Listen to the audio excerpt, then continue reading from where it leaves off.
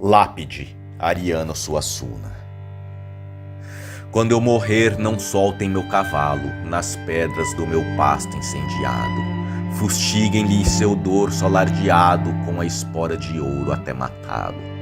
Um dos meus filhos deve cavalgá-lo numa sela de couro esverdeado, que arraste pelo chão pedroso e pardo chapas de cobre, sinos e badalos.